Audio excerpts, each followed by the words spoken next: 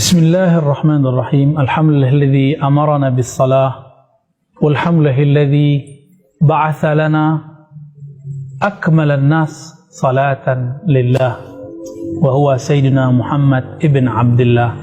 Amma ba'du, Allahumma salli wa sallim wa barik ala sayyidil wujud sayyidil musallin sayyidina Muhammad wa ala alihi wa ashabihi ajma'in. Sahabat-sahabat yang dimuliakan Allah, apakah benar setelah bermakrifat, setelah mengenal Allah, kita tidak perlu lagi sholat? Kata orang tertentu, untuk apa sholat? Allah kan sudah ada dalam diri kita. Kalau sholatnya baru ruku sujud, itu belum sholat. Apakah betul demikian? Teman-teman yang dimuliakan Allah, bukankah Rasulullah atqan nas? Nabi itu orang a'rafun nas, paling bermakrifat. Dan kita tidak menemukan riwayat bahwa beliau meninggalkan sholat sampai hayat beliau, sampai hayat beliau berakhir.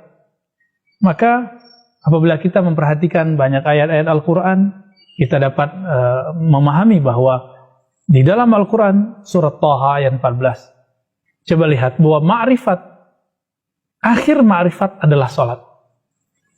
Allah berfirman, berkalam kepada Sayyidina Musa. Apa kata beliau? Innani anallah la ilaha illa ana. Sesungguhnya aku adalah Allah, tiada ilah, tiada yang berhak disembah kecuali aku. Dan di ujungnya Allah mengatakan, fa'budni, sembahlah aku, aqimis salata li dzikri, dirikanlah salat untuk mengenangku, mengingatku. Allah mengenalkan dirinya, sesungguhnya akulah Allah, sembahlah aku, lalu dirikan sholat untuk mengingatku. Maka justru sebaliknya, ciri-ciri orang yang bermakrifat, dia mendirikan ubudiyah dan sholat kepada Allah SWT. Berdasarkan surat Thaha ayat 14 ini, boleh kita istinbat, kita ambil satu makna. Apa maknanya? Sholat adalah penghujung makrifat, sedangkan makrifat adalah awal dari sholat. Maka siapa saja yang dia bermakrifat, pasti dia mendapatkan puncaknya, yaitu sholat. Tapi tunggu dulu teman-teman, apakah sholat kita sholat orang-orang yang mengenal Allah, sholat orang yang bermakrifat? Jangan sombong dulu, jangan suudzon dulu dengan orang yang secara kasat mata menurut kita tidak sholat. Jangan sombong dulu dengan orang-orang yang menurut kita secara fisik tidak sholat.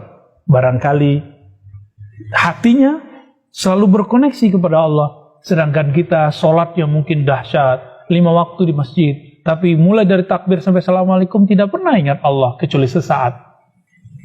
Barangkali kita orangnya seperti itu. Maka jika kita melihat seseorang secara kasat mata tidak terlihat sholat di masjid bersama kita, belum tentu dia tidak sholat. Barangkali dia mengikuti manhaj khalwat Imam Ghazali. Imam Ghazali mengatakan, jika seseorang takut riya atau khawatir dengan kasaf-kasaf yang berbahaya, karena ada orang tertentu jika dia dibukakan mata batinnya oleh Allah, dia melihat manusia dengan karakternya. Jika karakternya karakter tamak, terlihat seperti babi. Jika karakternya galak, bengis, maka terlihat seperti si guguk, anjing. Maka orang-orang ini diperkenankan oleh Imam Ghazali untuk sementara waktu sholat sendiri, bukan sholat berjamaah. Ini fikih Imam Ghazali yang tidak disepakati oleh Imam Minus Sholat dan imam-imam yang lain. Imam Subuki juga menolak hal ini. Tapi saya memahami bahwa ini bukan masalah benar dan tidak benar. Ini adalah masalah perbedaan peralihan kondisi. Maka jika kita melihat ada orang yang dianggap ahli ma'rifat, terlihat dalam kasat mata kita tidak sholat, belum tentu dia tidak sholat. Mungkin kita yang merasa sok sudah sholat. Maka teman-teman, mari kita gabungkan makna ayat tadi, bahwa surat Thaha tadi menyatakan Allah mengenalkan dirinya kepada Nabi Musa. Setelah mengenalkan dirinya, puncak dari pengenalan itu adalah beribadah lalu mendirikan sholat. Maka pengenalan ma'rifat tanpa ibadah dan sholat adalah kebatilan yang mutlak. Sebaliknya juga, orang-orang yang sholat tapi tidak mengenal Allah, itu sholatnya juga tidak bermakna, mardud indallah, tidak diterima di sisi Allah SWT. Maka kita menuduh diri kita, jangan-jangan sholatku belum khusyuk. Tidak sibuk memandang orang lain, menjadi juri orang-orang lain. Lalu bagaimana dengan orang-orang yang dia sholat karena mungkin kata dia di ahli ma'rifat, lalu dia sholat cuma beberapa waktu, mungkin hanya 3 waktu atau 2 waktu atau sewaktu saja. Oh, orang seperti ini wilayahnya berbeda. Ini tidak termasuk kepada wilayah ma'rifat. Ini adalah perbedaan fikih. Fikih antara Ahlus Sunnah dengan kelompok Syiah Imamiyah. Mereka memang berbeda dalam waktu sholat dengan kita. Mereka mengambil zahir ayat yang ada dalam Al-Quran, aqimis sholata liduluki syamsi, sampai akhir ayat, dirikanlah sholat ketika matahari mulai menyingsing, yaitu zuhur dan asar. Ya. Kemudian ketika ghurub terbenam dan Quranil fajar, yaitu kemudian terbit fajar. Disebutkan di sana cuma 3 waktu. Di ayat yang lain disebut tarafain nahar wa zulafan minal lail. 2 ujung siang, awal dan akhir siang. Kemudian zulafan artinya waktu yang dekat dari malam, maksudnya maghrib dan isya.